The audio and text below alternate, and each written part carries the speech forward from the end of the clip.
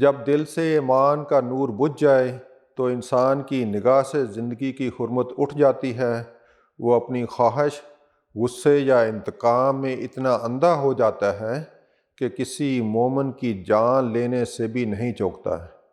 یہی وہ لمحہ ہے جب انسان اپنی انسانیت کھو دیتا ہے اور اپنے لیے ایسی تباہی کا دروازہ کھولتا ہے جس کی تلافی ممکن نہیں۔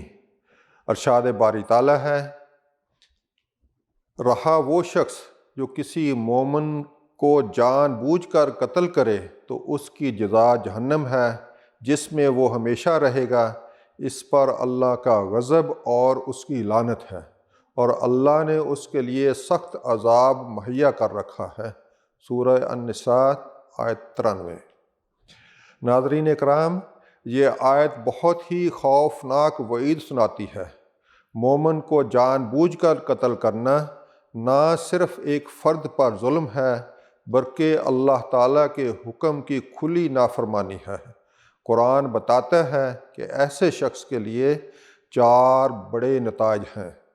جہنم میں وہ ہمیشہ رہے گا، اللہ کا غضب اس پر نازل ہوگا، اللہ کی لعنت یعنی رحمت سے محرومی، انتہائی سخت عذاب جو اس کے لیے تیار کیا گیا ہے۔